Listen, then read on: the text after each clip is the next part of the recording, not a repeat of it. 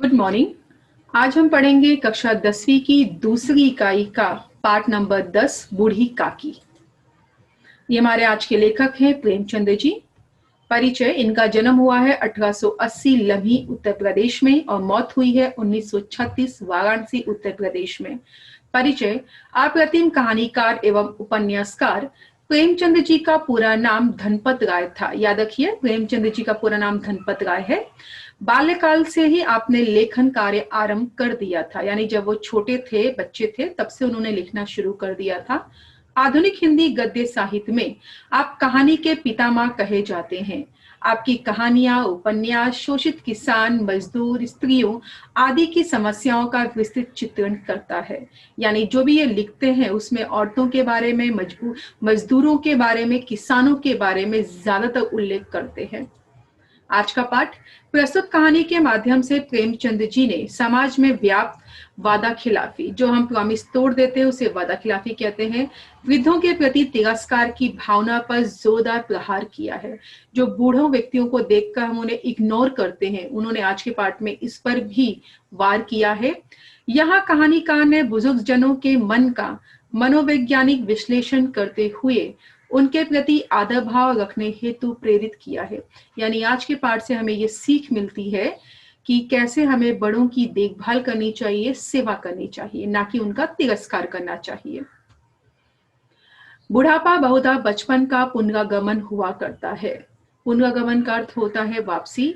बूढ़ी काकी में जीवा स्वाद के अलावा, जीवा मतलब जीभ होता है, और कोई चेष्टा शेष ना थी। चेष्टा यानी कि कोशिश, शेष यानी कि बचा हुआ, और ना अपने कष्टों की ओर आकर्षित करने के लिए रोने के अतिरिक्त कोई दूसरा सहारा ही।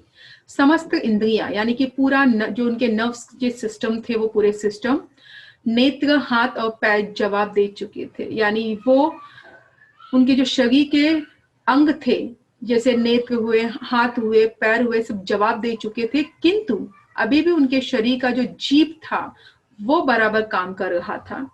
ये देखिए, ये ह्यूमन मैंने साइकिल बताया हुआ है कि माना जाता है कि जैसे एक छोटे से बचपन में जब बच्चा रहता है, छोटे से बच्चे को जितनी देखभाल की जरूरत पड़ती है, जितनी सेवा की जरूरत पड़ती है, उसी तरह जब हमारा बुढ़ापा आता है तो हमें वैसे ही फिर से एक बार सेवा की जरूरत पड़ती है। यानी कि स्टार्टिंग और हमारा एंड सेम होता है। तो यहाँ एक बूढ़ी काकी है, उसके बारे में बताया गया है कि कैसे वो बूढ़ी जब हो जाती है, चल फिर नहीं पाती है, देख नहीं पाती है, बराबर सुन नहीं पाती है, हाथ पैर नहीं काम कर पाते हैं, लेकिन उस समय भी उसका जो जीभ था बस वही उसके काम आ रहा था। पृथ्वी पर पड़ी रहती और घर वाले कोई बात उनकी इच्छा के प्रतिकूल करते, प्रतिकूल यानी कि विरुद्ध यानी कि खिलाफ, भोजन का समय टल जाता, उसका परिणाम पूर्ण न होता, अथवा बाजार से कोई वस्तु आती और ना मिलती तो ये रोने लगती थी। उनका रोना, सिसकना साधारण रोना ना था, वह गला फाड़ फाड़ कर रोती थी। ये देखिए, कहते जब इंसान बूढ़ा हो जाता है तो वो चाहता है कि उसे और ज्यादा लोगों का अटेंशन मिले, कि लोग उसके आसपास आए, उसे पूछे, देखे, बातें करे। तो बूढ़ी काकी के साथ ऐसा कुछ नहीं हो रहा था। बाजार से जब भी कोई चीज आती थी, अगर उसे नहीं मिलता था या समय पे भोजन नहीं मिलता था तो उसका रोना चिल्लाना शुरू हो जाता था, जैसे ठीक एक छोटा बच्चा गला फाड़ फाड़ कर रोता है। क्योंकि इस उम्र में हर कोई चाहता है कि उसे इस तरह से ढेर सारा प्यार अपनों से प्राप्त हो, और यही हमारी बूढ़ी काकी चाहती थी। उनके पतिदेव को स्वर्ग सिधारे कालांतर हो चुका था। कालांतर का अर्थ होता है लंबा समय। बेटे तरुण, तरुण का अर्थ होता है जवान, हो होकर चल बसे। एक भतीजे के सिवाय घर में और कोई ना बचा। उसी भतीजे के नाम उन्होंने अपनी सारी संपत्ति लिख दी। लिखाते समय भतीजे ने खूब लंबे चौड़े वादे किए थे, किंतु वे अब सारे वादे कोली डिपो के दलालों के दिखाए हुए सब्जबाग थे। सब्जबाग का अर्थ होता है झूठी आशाएं। ये देखिए, बूढ़ी काकी अकेली पड़ गई है, पति मर चुके हैं, बेटे भी मर गए बड़े बड़े होकर। अब जो उनके पति के भाई हैं, उनके बच्चे थे, तो उन्होंने अपनी जमीन और जायदाद क्या कर दिया, अपने भतीजे के नाम पे कर दिया। मान के चलेंगे ये उनका भतीजा है। अब देखिए क्या बोला गया है कि जब भतीजे ने जमीन लिखवानी थी तो वो बहुत लंबा लंबा वादा उसने किया था कि मैं ये करूंगा आपके लिए काकी, ये करूंगा। लेकिन जैसे एक बार प्रॉपर्टी उसने लिखवा ली, वो बदल जाता है। तो यहाँ डायलॉग बोला गया है कि सारे वादे केवल कूली डीपों के दलालों के दिखाए हुए सब्जबाग थे। ये हमारे कूली हैं जो सामान उठाने का काम करते हैं, इनके भी दलाल होते हैं, यानी कि एजेंट होते हैं। वो एजेंट इन्हें लंबा लंबा वादा करते हैं, सपने दिखाते हैं, लेकिन वो सपने इनके कभी पूरे नहीं होते। जैसे कि हमारे नेता हमें बहुत सारे वादे करते हैं इलेक्शन से पहले, लेकिन सारे वादे वो पूरे नहीं करते। तो उसी तरह यहाँ भी बताया गया है कि कूलियों के जो दलाल यानी एजेंट होते हैं, वो भी उन्हें बहुत अच्छी अच्छी सपने दिखाते हैं, झूठी आशाएं बंधाते हैं, लेकिन कभी वो चीजें वो पूरी नहीं करते। यद्यपि उस संपत्ति की वार्षिक आय 150-200 रुपए से कम ना थी, यानी जो हमारी बूढ़ी काकी के नाम पे प्रॉपर्टी थी उसका सालाना उन्हें 150 से 200 रुपए मिलता था। तो उस समय 150 से 200 रुपए काफी हुआ करते थे। तथापि बूढ़ी काकी को पेट भर भोजन की भी कठिनाई मिलती थी। देखिए, इतना होने के बाद भी उन्हें पेट भर भोजन कठिनाई से मिलता था। इसमें उनके भतीजे पंडित बुद्धिराम का अपराध था। तो सारा दोष किसका था? उनके जो भतीजे के नाम उन्होंने प्रॉपर्टी की थी पंडित बुद्धिराम, उनका दोष था। अथवा उनकी अर्धांगिनी यानी कि उनकी बेटर हाफ श्रीमती रूपा का इसका निर्णय लेना सहज नहीं।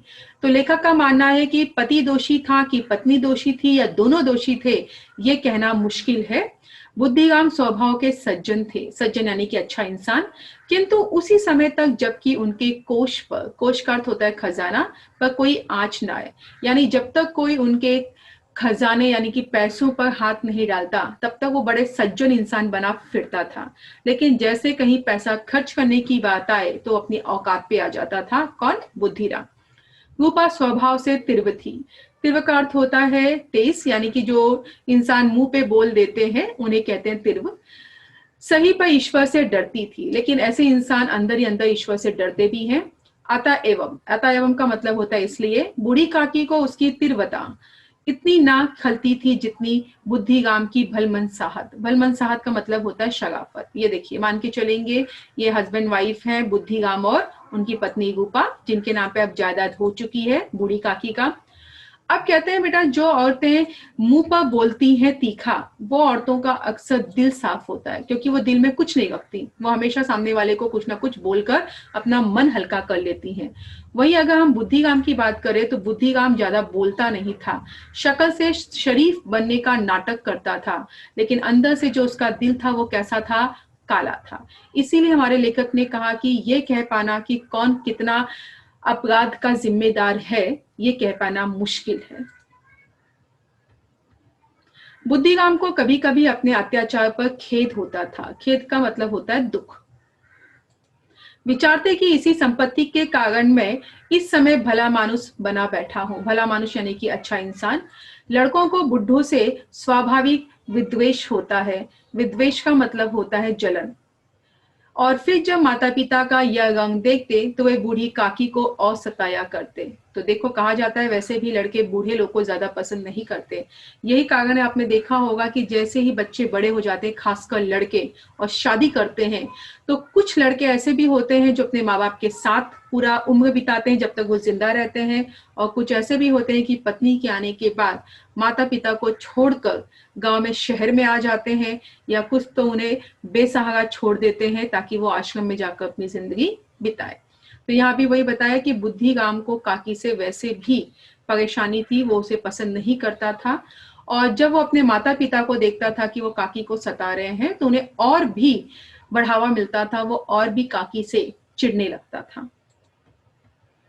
कोई चुटकी काटकर भागता, कोई उन पर पानी की कुल्ली कर देता। कुल्ली करना यानी कि गरारा करना, यानी मुंह में पानी डालकर फेंक देना दूसरों पर। काकी चीख मारकर रोती। हाँ, काकी क्रोधातुर, क्रोधातुर का मतलब होता है क्रोधित यानी गुस्से वाली, होकर बच्चों को गालियां देने लगती तो रूपा घटनास्थल पर आ पहुंचती। इस भय से काकी अपनी जीवा यानी कि जीभ, कृपाण खंजर को बोला जाता है, का कदाचित ही प्रयोग करती थी। ये देखिए कैसे ये बच्चा कुल्ला करके पानी नीचे फेंक रहा है वॉश बेसिन पे, लेकिन अगर यही आप अपने मुंह का गंदा पानी किसी बूढ़ी औरत पर जो चल फिर नहीं पाती है उस पर फेंकोगे तो डेफिनेटली वो आपको जरूर चिल्लाएगी या भाग के आपको पकड़ नहीं पाएगी तो गालियां देगी। तो सेम यही हमारी बूढ़ी काकी करती थी, क्योंकि बच्चे उसे चिमटी काट लेते थे, उस पर पानी थूक देते थे, तो वो चल फिर नहीं पाती थी, इसीलिए वो बैठे बैठे उनको गालियां देती थी, उनको चीख चीख कर रोने लगती थी, उनको और जाने क्या क्या बातें बोलने लगती थी। लेकिन जब वो देखती थी कि रूपा कमरे से बाहर आ गई है, तो वो अपनी खंजर नुमा जो जीभ थी उसे वो कंट्रोल में रख लेती थी कि कहीं रूपा को बुरा ना लग जाए। जैसे कि हम बच्चे लोग क्या करते हैं, बच्चे लोग बेटा बाहर कितना भी लड़ाई झगड़ा करे, अगर डैडी को देख लेंगे तो बराबर अपना मुंह सिल कर बैठ जाते हैं। तो उसी तरह रूपा को देखकर हमारी बूढ़ी काकी अपना मुंह बंद कर लेती थी। संपूर्ण परिवार में यदि काकी से किसी को अनुराग था, अनुराग यानी कि प्रेम, तो वह था बुद्धिराम की छोटी लड़की लाडली। तो बुद्धिराम की एक लड़की है सबसे छोटी, उसका नाम लाडली है। बूढ़ी काकी को बहुत प्यार करती थी। लाडली अपने दोनों भाइयों के भय से अपने हिस्से की मिठाई चवेना बूढ़ी काकी के पास बैठकर खाया करती। यही उसका रक्षागार था। रक्षागार यानी बचाव घर। मान के चलेंगे ये लाडली है। कहते हैं जब भी उसे सुबह सुबह नाश्ता दिया जाता था चवेना, तो गांव में बेटा गुड़ और कुरमुरा या हम लोग पोहा ही खाते हैं कच्चा, तो जब ये लाडली को दिया जाता था तो लाडली को लगता था कि कहीं उसके भाई वो छीन ना ले, इसीलिए वो काकी के पास जाकर बैठ के खाती थी, क्योंकि सबको पता था कि काकी की जबान कंट्रोल में नहीं है, वो किसी ना किसी को बोल ही देंगी, इसीलिए वो आराम से बैठ के वहां खाती थी और कोई भी उसके आसपास तंग करने नहीं आता था। रात का समय था। बुद्धिराम के द्वार पर शहनाई बज रही थी और गांव के बच्चों का झुंड विस्मयपूर्ण नेत्रों से गाने का रसास्वादन कर रहा था। विस्मयपूर्ण का अर्थ होता है आश्चर्य से भरपूर, रसास्वादन का अर्थ होता है सुख का आनंद लेना।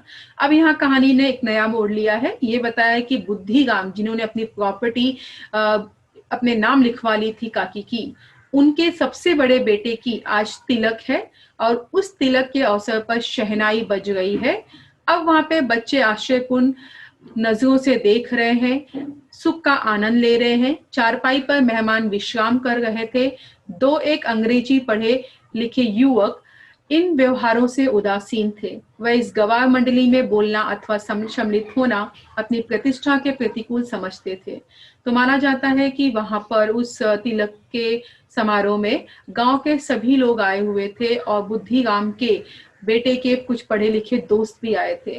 वो दोस्त जब ये शहनाई बजते हुए देखते हैं, बच्चों को नाचते देखते हैं और गवार लोगों को इस तरह से बातें करते देखते हैं, तो उन्हें ऐसा लगता है कि कितना अजीब सा माहौल है। उन्हें वो माहौल उदासीन लगता है, यानी कि एकदम दुख भरा लगता है और उन्हें ऐसा लगता है कि इनके बीच में बोलना यानी कि हमारा इज्जत चला जाएगा, इसलिए वो मुंह बंद करके बैठे हुए थे। आज बुद्धिराम के बड़े लड़के मुखराम का तिलक आया था। यह उसी का उत्सव था। घर के भीतर स्त्रियां गा रही थी और रूपा मेहमानों के लिए भोजन के प्रबंध में व्यस्त थी। भट्टियों पे कड़ाहा चढ़ गए थे। एक में पूड़ियां कचौड़ियां निकल रही थी, दूसरे में अन्न पकवान बन रहे थे। एक बड़े हंडे में मसालेदार तरकारी पक रही थी। घी और मसाले की शुद्धावर्धक का अर्थ होता है भूख बढ़ाने वाली सुगंध चारों ओर फैल रही थी। मान के चलेंगे ये हमारा मुखराम है जिसका आज तिलक है और ये बुद्धिराम का सबसे बड़ा बेटा है। ये देखिए ये होता है तिलक। तिलक का अर्थ होता है कि रिश्ता पक्का करना, जैसे कि शहरों में एंगेजमेंट कराया जाता है लड़का लड़की को अंगूठी पहनाकर, उसी तरह गांव में वर पक्ष यानी कि लड़के के घर के लोग और लड़की के घर के लोग मौजूद होते हैं और वह आपस में थाल एक्सचेंज करते हैं शगुन का, और माना जाता है कि शादी पक्की हो गई है। तो यही आज कार्यक्रम इनके घर पे था। अब उस अवसर पर जो स्त्रियां थी वो घर में गा गई थी, गाना बजाना कर रही थी। जो रूपा थी मेहमानों के खाने का बंदोबस्त कर गई थी। कढ़ाहा चढ़ चुका था भट्टियों पर। तो ये भट्टी है और कढ़ा का मतलब होता है बड़ी वाली कढ़ाई जिसमें काफी सारे लोगों का खाना बनता है। तो क्या बन रहा था, पूरी कचौड़ियां निकल गई थी, दूसरे में अन्न पकवान बन रहे थे। तो खाने पीने की काफी सारी चीजें बन रही थी। एक बड़े से हांडे में मसालेदार तरकारी भी पकाई जा रही थी और घी और मसाले की जो सुगंध थी लोगों की भूख को और दुगना कर रही थी। बूढ़ी काकी अपनी कोठरी में शोक में विचार की भांति बैठी हुई थी। यह स्वाद मिश्रित सुगंध उन्हें बेचैन कर रही थी। तो बूढ़ी काकी को वो स्वाद बहुत बेचैन कर रही थी कि मैं कमरे में क्यों हूं, मैं क्यों कमरे से बाहर नहीं आती। आह, कैसी सुगंध है। अब मुझे कौन पूछता है, जब रोटियों के ही लाले पड़े हैं, तब ऐसे भाग्य कहाँ की भरपूर पूड़ियां मिले। शोकमय यानी कि दुखी। यह विचार कब उसे उन्हें रोना आया, कलेजे में हुक सी उठने लगी। हुक उठना यानी कि दिल में दर्द उठना। परंतु रूपा के भय से उन्होंने फिर मौन धारण कर लिया। तो काकी ने सोचा, मुझे तो रोटियां ही नसीब नहीं होती, तो ये पूड़ियां और बाकी की जो चीजें बन गई है, अब ये कहाँ मेरे नसीब में। फूल हम घर में भी सूंघ सकते हैं, परंतु वाटिका में कुछ और बात होती है। वाटिका का मतलब होता है बगीचा यानी कि गार्डन। ये देखिए, कहते हैं फूल अगर हम घर में लाकर सूंघे, जैसे कि कोई हमें फूल गिफ्ट करता है, आई नो फूल की खुशबू बहुत अच्छी होती है, लेकिन फिर भी मन नहीं भरता, क्योंकि हम फूल एक घर में लाएंगे, 2 लाएंगे, 10 लाएंगे, 20 लाएंगे, उससे ज्यादा नहीं ला पाते। लेकिन जो मजा गार्डन में जाकर फूलों के बहार को देखने में और उनकी खुशबू लेने में है, वो अलग है। उसी तरह जो हमारी बूढ़ी काकी थी, उसने निर्णय लिया कि वो सरकती हुई बाहर जाएगी और कढ़ा के पास जाकर वो सच में बैठ जाती है। तो इस तरह से मान के चलेंगे, बूढ़ी काकी यहाँ आकर बैठ जाती है और जो पकवान बन रहे थे वो उसके सुगंध का आनंद ले रही थी। जैसे यहाँ पर फूल का आनंद घर पर नहीं लिया जाता, बगीचे में जाकर लेने में एक अलग ही मजा है। उसी तरह बूढ़ी काकी कमरे में खाने का सुगंध नहीं लेना चाहती थी। उसे लगता था कि काश मैं भी बाहर जाऊं और इस जहां पकवान बन रहे हैं उसके आसपास जाऊं। तो वो वही काम करती है और कढ़ा के आसपास आ जाती है। रूपा उस समय कार्यभार से उद्विग्न हो रही थी। उद्विग्न का अर्थ होता है परेशान। कहीं इस कोठे में जाती, कभी उस कोठे में, कभी कढ़ा के पास जाती, कभी भंडार घर में। किसी ने बाहर से आकर कहा, महाराज ठंडाई मांग रहे हैं। ठंडाई देने लगी। एक आदमी ने आकर पूछा, क्या भोजन तैयार होने में विलंब है? तो जरा ढोल मंजीरा उतार दीजिए। ये देखिए, कहते हैं रूपा उस दिन बहुत परेशान थी। इस कोठे जाती, उस कोठे, यानी कि इस कमरे जाती या उस कमरे। कोठा यानी कि वो अंधेरा वाला कमरा जो गांव में ऊपर बना के रखते हैं, जहां पर खाने पीने की चीजें रखी जाती है। तो कभी वो कढ़ा के पास जा रही थी, कभी भंडार घर से सामान ला रही थी। तो एक आदमी आता है, वो कहता है कि महाराज ठंडाई मांग रहे हैं। महाराज यानी कि वो रसोईया जो खाना बनाते हैं। ठंडाई का अर्थ होता है जिसे हम इंग्लिश में मिल्क शेक कहते हैं, यानी दूध से बना हुआ ठंडा पदार्थ। तो रूपा वो देती है महाराज को जो खाना बना रहे थे। फिर उसके बाद एक आदमी कहता है, अगर खाने में विलंब है तो ढोल मंजीरा दे दीजिए। ये देखिए, इसे कहते हैं मंजीरा, जो शादी ब्याह में ऐसे लोग बजाते हैं। ये ढोल है और ये वाला शहनाई है। तो इस तरह से रूपा उन लोग की मदद करती है चीजों को देने में। बेचारी अकेली स्त्री दौड़ते दौड़ते व्याकुल हो रही थी, झुंझलाती थी, कुड़ती थी। झुंझलाना यानी कि गुस्सा करना, कुड़ना यानी कि चिढ़ना, परंतु क्रोध प्रकट करने का अवसर न पाती थी। भय होता कहीं पड़ोस ने यह ना कहे कि लगे कि इतने में ही उबल पड़ी। अब देखिए, रूपा जो थी वो बहुत ही व्याकुल हो रही थी, परेशान हो गई थी, गुस्सा हो गई थी, चिढ़ गई थी, लेकिन ये सब चीजें वो अपने चेहरे पे नहीं दिखा पा रही थी। अगर चेहरे से वो एक्सप्रेशन दिखाए तो पड़ोसनी उन्हें कहेगी क्या कि भाई बस हो गया, इतने में ही, अब एक बच्चे की अभी शादी नहीं हुई, तिलक में तुम्हारा हाल बुरा हो गया। इस डर के मारे वो चेहरे पे परेशानी नहीं दिखा पा रही थी। प्यास से स्वयं कंठ सूख रहा था। कंठ यानी गला। उसे बहुत प्यास लगी थी, गला सूख रहा था। गर्मी के मारे फूकी जाती थी, बहुत गर्मी था, बहुत ज्यादा जलन हो रही थी। परंतु इतना अवकाश भी नहीं था कि जरा पानी पी ले अथवा पंखा लेकर चले। तो उसके पास समय न था पानी पीने का और ना पंखा हिलाने का। यह भी खटका था कि जरा आंख हटी और चीजों की लूट मची। उसे डर था कि कहीं उसने यहाँ वहां अनदेखा किया तो हो सकता है कोई भंडार घर या कोठे में जाकर सामान का मिसयूज भी कर सकता है या उसे चुरा भी सकता है। इस अवस्था में उसने बूढ़ी काकी को कढ़ा के पास बैठा देखा तो जल गई। क्रोध ना रुक सका। तो जैसे उसने बूढ़ी काकी को देखा कि वो कढ़ा के पास आकर बैठी हुई है, सूंघ रही है, उसे बहुत गुस्सा आता है और अपना सारा गुस्सा वो बूढ़ी काकी पे उतारेगी। वह बूढ़ी काकी पर झपटी और उन्हें दोनों हाथों से झटक कर बोली, ऐसे पेट में आग लगे। पेट है या भाड़, भाड़ यानी कि भट्टी। कोठरी में बैठते हुए क्या दम घुटता था? अभी मेहमानों ने नहीं खाया, भगवान को भोग नहीं लगा, तब तक धैर्य ना हो सका। आकर छाती पर सवार हो गई। इतना ठूसती है ना, जाने कहां भस्म हो जाता है। भस्म यानी कि खत्म हो जाना। भला चाहती हो तो जाकर कोठरी में बैठो। जब तक घर के लोग खाने लगेंगे तब तुम्हें भी बुलाया जाएगा। तुम कोई देवी नहीं हो कि चाहे किसी के मुंह में पानी ना जाए परंतु तुम्हारी पूजा पहले हो जाए। तो रूपा ने जब उन्हें देखा तो सारा गुस्सा उतारती है, कहती है तुम्हारा पेट है कि फटी, कि जितना खाती हो हजम कहाँ से कर लेती हो। फिर उन्होंने कहा कि भी भगवान को भोग नहीं लगा, न घर पे आए हुए मेहमानों ने खाया, न घर के बाकी सदस्यों ने खाया, और तुम पहले खाना ठूसने यहाँ चली आई। वो धमकी देती है कि सीधा कमरे में चले जाओ वरना अच्छा नहीं होगा। बूढ़ी काकी अपनी कोठरी में जाकर पश्चाताप कर रही थी कि मैं कहां से कहां पहुंच गई। उन्हें रूपा पर क्रोध नहीं था, अपनी जल्दबाजी पर दुख था। सच ही तो है, जब तक मेहमान लोग भोजन कर ना चुकेंगे घर वाले कैसे खाएंगे। मुझ में इतनी देर भी ना रहा गया, सबके सामने पानी उतर गया यानी कि इज्जत चली गई। अब जब कोई बुलाने ना आएगा तब तक नहीं जाऊंगी। तो काकी ने तय किया, बूढ़ी काकी ने, कि जब तक मेहमान खाकर नहीं चले जाएंगे और कोई उन्हें बुलाने नहीं आएगा तब तक वो बाहर खाने के लिए नहीं जाएंगी। मन ही मन इसी प्रकार का विचार कर वह बुलाने की प्रतीक्षा करने लगी। उन्हें एक एक पल एक एक युग के समान मालूम होता था। धीरे धीरे गीत गुनगुनाने लगी। उन्हें मालूम हुआ कि उन्हें गीत गाते काफी समय हो गया है। क्या इतनी देर तक लोग भोजन कर ही रहे होंगे? किसी की आवाज नहीं सुनाई देती। अवश्य ही लोग खा पी कर चले गए, मुझे कोई बुलाने नहीं आया। रूपा चिढ़ गई, क्या जाने ना बुलाने आए, सोचती हो कि अपने आप ही आ जाए, वह कोई मेहमान तो नहीं जो बुलाने जाऊं। तो गाना गाते गाते काकी को ये एहसास हुआ कि अरे बहुत समय हो गया, अब तो किसी की आवाज भी नहीं आ रही है, इसका मतलब मेहमान लोग खाना खाकर जा चुके होंगे। फिर ये सोचती है कि हो सकता है रूपा ये सोचे कि काकी मेहमान थोड़ी है जो कमरे में जाकर उनको बुलाऊं, जब भूख लगेगी वो आ जाएंगी। ये सोचकर वो दोबारा बाहर जाने की सोचने लगती है। बूढ़ी काकी चलने के लिए तैयार हुई, यह विश्वास की 1 मिनट में पूड़ियां और मसालेदार तरकारियां सामने आएंगी।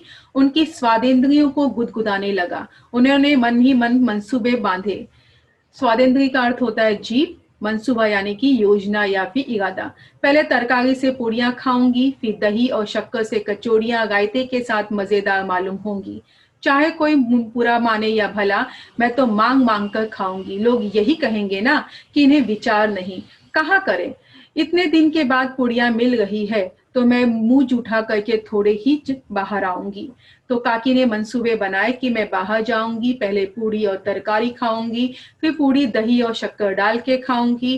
फिर उन्होंने कहा कि जो कचौड़ियां हैं रायते के साथ ज्यादा अच्छी लगती हैं, मैं उसके साथ खाऊंगी, और अगर पेट नहीं भरा तो मैं मांग मांग के और खाऊंगी। मैं लोगों की परवाह बिल्कुल नहीं करूंगी।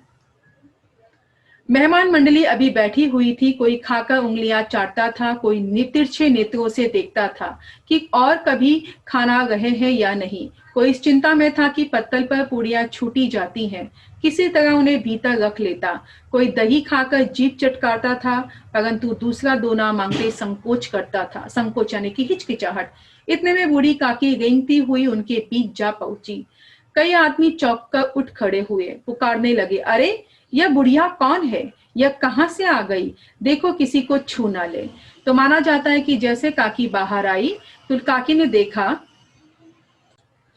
कि लोग पूड़ियां खा रहे हैं, खाना खा रहे हैं। कुछ लोग एक दूसरे को तिरछी नेत्रों से देख रहे हैं, यानी कि टेढ़ी निगाहों से देख रहे हैं कि भाई कब कौन मांगेगा तो हम भी उसके पीछे मांगे। कोई पूड़ियां चुरा रहा था, कोई दही खाकर जीभ चटकारे मार रहा था। तो इस तरह काकी को अचानक बीच में आए थे देखकर जो मेहमान मंडली खाने बैठे थे वो चौंक जाते हैं और चौंक कर पुकारने लगते हैं कि भाई ये कौन सी बुढ़िया आ गई है, इसे हाथ मत लगाओ वरना कहीं हमें कुछ बीमारी ना हो जाए।